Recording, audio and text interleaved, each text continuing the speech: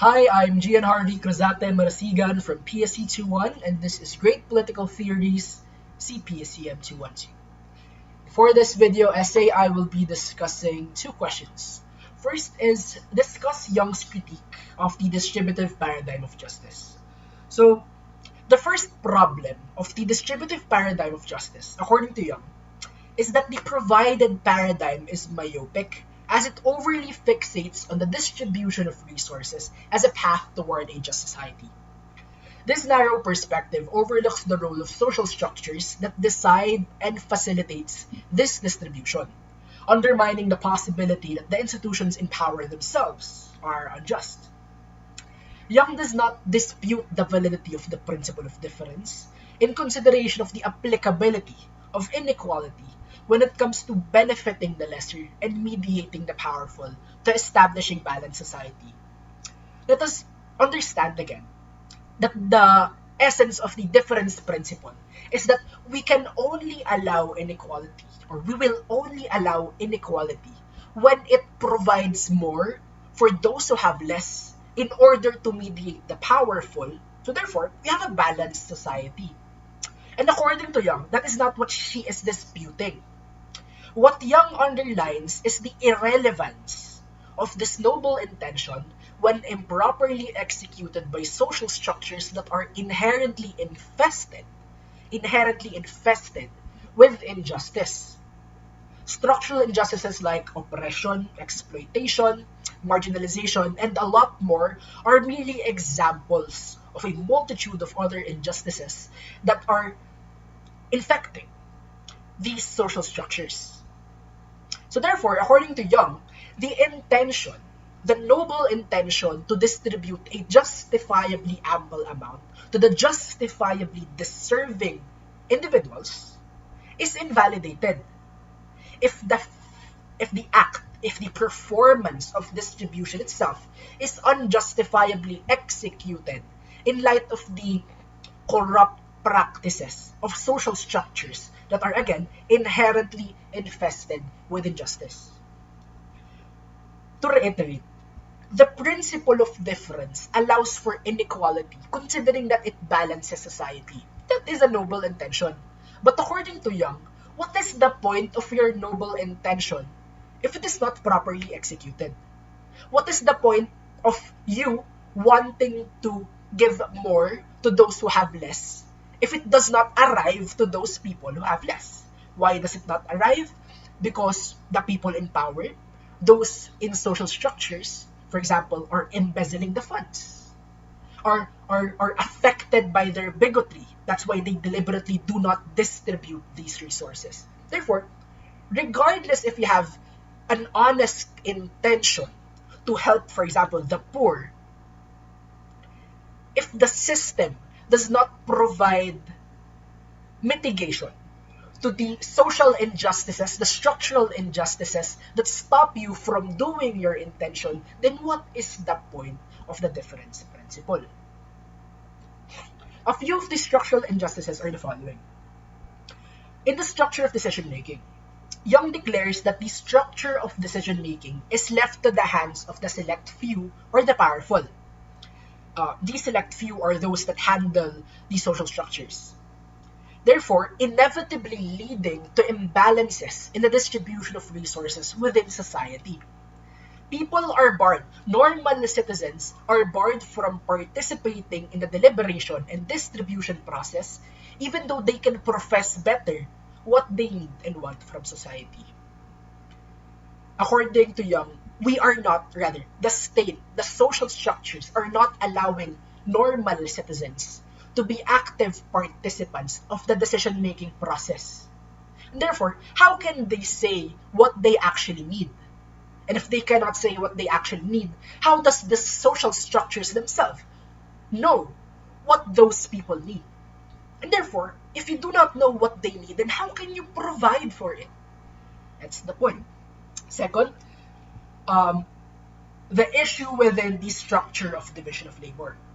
Young declares also that society has instituted a system in which individuals in higher positions receive greater rewards, while those in lower positions often face marginalization and limited access to resources. This inequality with the division of labor perpetuate disparities in wealth, status, and opportunities. According to Young, again, there is an intention to help the poor. However, what usually happens is that these poor people are often occupying positions which are lower in the hierarchy.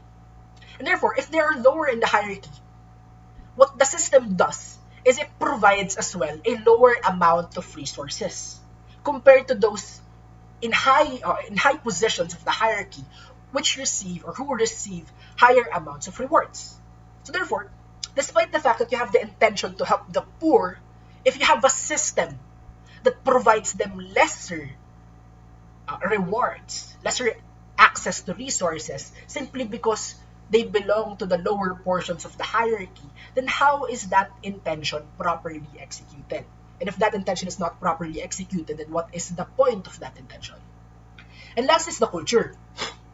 Young narrates a problem with cultural imperialism as well, stating that there has been a blatant invalidation of less influential cultures which incur an unfair allocation of resources, favoring the group with a dominant culture and disadvantaging the marginalized, leading to the erasure or devaluation of diverse cultural expressions and experiences. This is an example of this structural injustice. Again, it is common sense that states want to help the poor. Or rather, it was the intention. It is the image that they want to portray, that they want to help the poor. But what actually happens, according to Young, is that cultural imperialism enables a system where the dominant culture dominates, of course, therefore disadvantaging the lesser influential cultures. Disadvantaging meaning that they receive lesser advantages, lesser opportunities, lesser resources, compared to more dominant cultures, people with dominant cultures that have overwhelmed society. So those are three examples of structural injustices that are happening in society that invalidates the principle of difference, which is again the essence of the distributive paradigm of justice. But there is a second problem. According to Young, that second problem is that the provided paradigm institutes an illogical mechanism of distribution for intangible resources such as rights, opportunities, self-respect, and power by treating them in the same manner as tangible resources like wealth and property. This is a process that she referred to as reification, an erroneous thinking that social goods are material things that you can simply just give out like candy. Young also describes this notion as an end-state pattern, in which social goods are fixed and constant to the people who receive them, disregarding how society and the people within it change over time. Young does not imply that people are less or more deserving of social goods, which is why it cannot simply be provided to everyone by the government. No. Rather, Young simply dictates that this overgeneralization of the distribution mechanism misrepresents social goods as static and simple. Distributing social goods in the same manner as tangible materials would incur a dependency of the people upon the opportunities directly provided unto them. That is one. It would also incur an invalidation of individual choices, as the distribution might confine people to certain paths. And three, there would be a stifled dynamic development, considering that the mechanism disregards how people can both be better or worse, and more deserving or less deserving, etc. Because unlike tangible materials, which are universally useful, for example, money, you can use money everywhere. Regardless of the type of currency you have, change it to the foreign currency of the country you're going to. Still, that tangible material is useful. However, if we consider social goods like opportunities as tangible materials, and we haphazardly provide them to the people without consideration of what they actually want to pursue, without consideration of their relationships, without consideration of their function, or rather purpose in society, then we're shoving down their throat what their opportunity should be. And that's why I said that we are confining them to certain paths. This is disregarding their capability to improve or to be worse. This is disregarding their capability to be more deserving of another opportunity or lesser deserving of that opportunity. Young states that justice isn't just about giving out social goods equally. It's about understanding how people move and how society changes. One, so that social goods are naturally born. Social goods are naturally born and developed depending on how society functions. And two, so that everyone has a fair chance to get these social goods based on how people work to attain these social goods. What Young wants is not for opportunities, for example, to be provided, but rather simply to allow people to get them on their own, to have a fair system that allows people to get these opportunities, these rights, this power on their own. Not because we provide it to them, but because they take it through their own initiative. Because they can, because society allows for it. An example of the inapplicability of distribution mechanism are in the following matters. First is on first on distributing rights. This paradigm of justice, distributive paradigm of justice, fails to take into account that rights, ang mga batas, ay rules that are not possible to distribute. Rather, it is enforced and assigned to everyone as an obligation. There is no point distributing rights. Everyone must have an equal opportunity to have rights because it is both the obligation of that person to conform to that rights or laws or freedoms, and it's also the obligation of the social structure, the state, to respect that rights. Second, on distributing opportunities. The distributive paradigm fails to take into account societal barriers or circumstances that impact individuals' abilities to benefit equally from distributed opportunities. You see, the intention to provide everyone the same opportunity, because that is what equal means, is disregarding the possibility of them actually benefiting from that opportunity.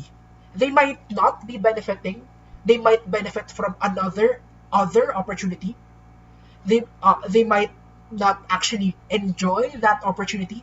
And yet, if you imply that you distribute opportunities equally, again, like we said, you're confining them to certain paths. And third, distributing self-respect. The distributive model doesn't account for self-respect as something to possess or distribute. It cannot be distributed because self-respect is personally developed.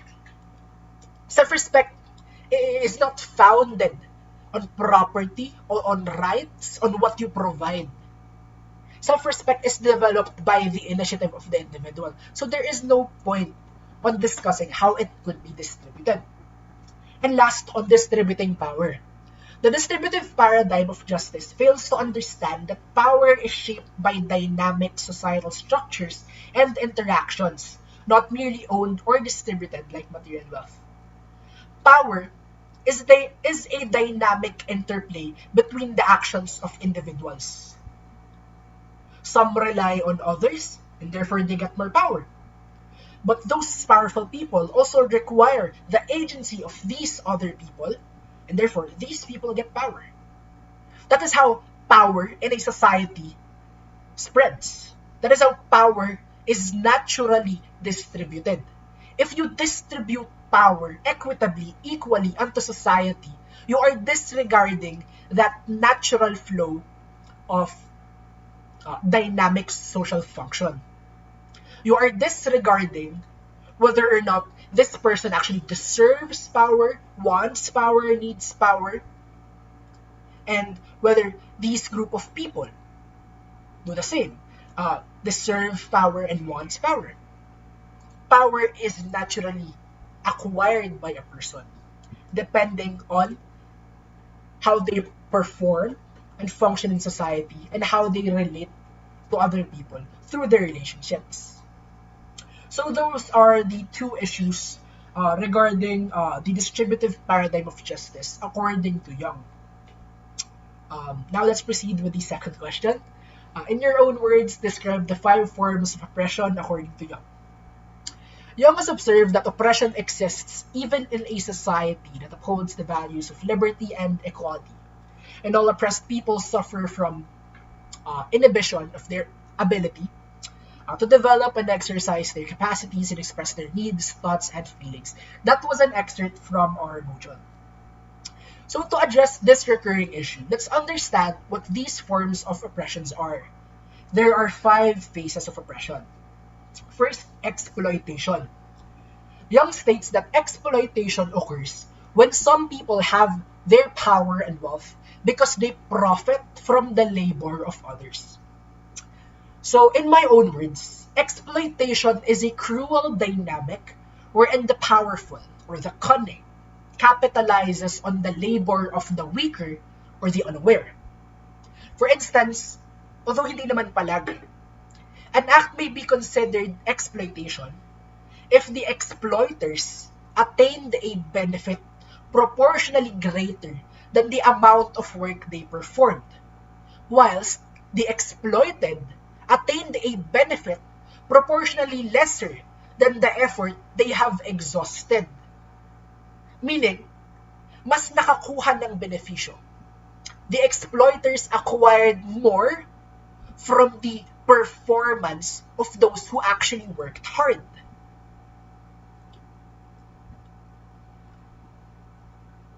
Exploitation, according to Young, is usually derived from the exploiter's intent to compensate the exploited to an unjustifiably lesser degree. And this is in order to deprive the exploited of the capability to amass resources and grow in power. This gross dynamic of labor and compensation, in line with its intent, allows the exploiters to increase their power over the exploited, perpetuating their control and influence on the system. So what does that mean? It means that the exploiters are deliberately taking what is not rightfully theirs in order for the exploited to remain weak, in order for the exploited to remain unable to function. Basically, they are crippling the ability of the exploited to fight back. Therefore, so that they can perpetuate, gawing panghabang buhay, ang kanilang kapangyarihan. And perpetuating this power allows them to continuously exploit and amass further resources to these poor and weak individuals. So second, marginalization. Young states that the marginalization is the systematic exclusion of some groups from the pool of workers. In my own words, marginalization implies a deliberate intent to deprive a certain group of people of material resources or social goods purely because of discrimination, prejudice, racism, and other bigoted virtues. For instance, and these are real-life examples, immigrants are subjected to a lower degree of revenue than normal citizens. Disabled citizens attain fewer opportunities, and women have been deprived of their freedom to vote before. Marginalization may also imply a deliberate intent to make a certain group of people subject to discriminative policies that are exclusive to them. Ibig sabihin, sila lang yung makakaranas ng ganoong policy, yung ganoong mga batas. For instance, back in the day, Black people could only go to comfort rooms for the colored. They have a separate comfort room. They are being segregated. That is the policy. Segregation was the policy. Another, the Jewish people had to be put in concentration camps. And another, Filipinos back then, and until now, could only be nurses overseas, despite their medical degrees in the Philippines. So those are examples of marginalization. Next, powerlessness. Third, Young thinks that powerlessness refers to the condition in which a person lacks authority, status, and sense of self. In my own words, powerlessness describes a systematic lack of power held by people with lesser social status. It could be considered a blatant prejudice to the lesser and a prioritization of the powerful. It might also be a lack of recognition of the efforts or participation of the lesser and higher regard to the powerful. An example of this is the experiences of non-regularized workers who are slaving in their occupation for fear of getting their contracts terminated, while regular workers are slacking off, but with higher revenue. So that is the point of powerlessness. It provides further emphasis, further bias to powerful people, and are blatantly disregarding the needs of the people with lesser social status. Fourth is cultural imperialism. Young states that to experience cultural imperialism means to experience how the dominant meanings of a society render the particular perspective of one's own group invisible, and at the same time, as they stereotype one's group and mark it out as the other. That is according to Young. In my own words, cultural imperialism is a social colonization. It involves the domination of a more influential culture over the lesser powerful cultures, inevitably resulting in four results. First is marginalization, where those with less influential cultures are provided with less opportunities as well. Second, powerlessness, where those with less influential cultures are ignored and their problems disregarded. Third, absolute deletion of a culture, where those with less influential cultures are forced to adapt or adopt the culture of the powerful to adapt to society and fit in. And four, cultural war, where two cultures fight for domination. So, obviously, as I've implied, cultural imperialism actually brings forth the other forms of oppression. Now let's proceed with the fifth, the violence. Young states that violence is a systematic attack on the persons and properties of some social groups for the sheer reason that they are members of such groups. So in my own words, violence is the brutal expression of everything listed above. Violence may be done in order to subject a group of people to submission so that they can exploit them. Violence may be done as a result of an aggressive exhibition of bigotry to a certain group of the marginalized or the minorities. Violence may be done to absolve, to remove the power of a certain group of people, crippling their capacity to fight back. And violence may be done to erase a culture. This has been happening for too long. So, violence is the gravest expression of the other phases of oppression. Exploitation can be done through violence. Marginalization can be done through violence. Powerlessness can be a result of violence. Cultural imperialism can also produce violence. Let's provide an example.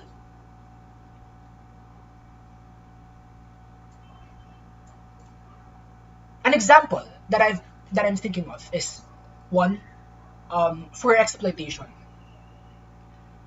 Violence in exploitation, for example, is when hacienderos kill their farmers who refuse to provide them with an unjust amount of revenue from their crop yield.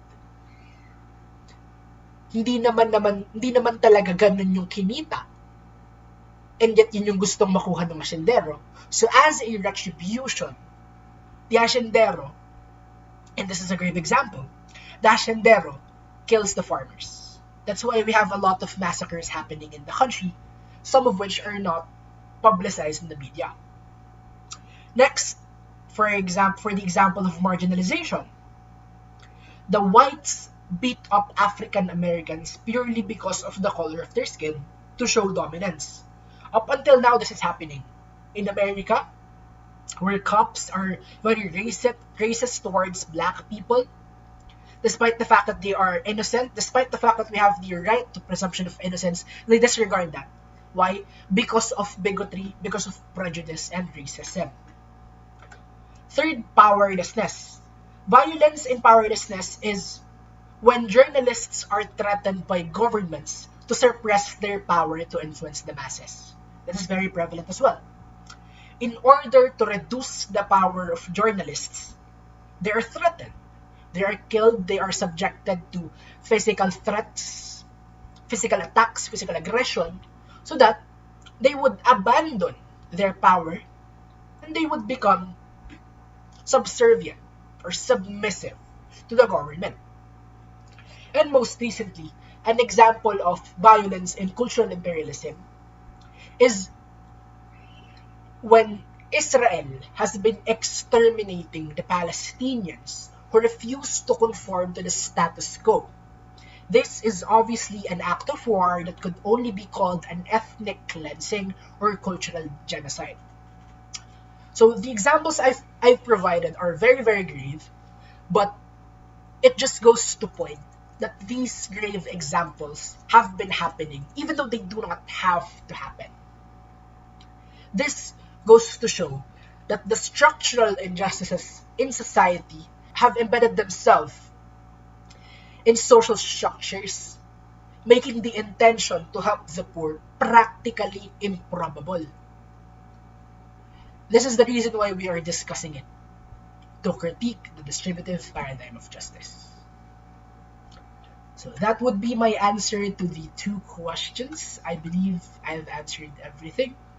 Once again, I am Gianne Marasigan from PSC 21. This is Great Political Theories, CPSCM 212. Thank you for watching.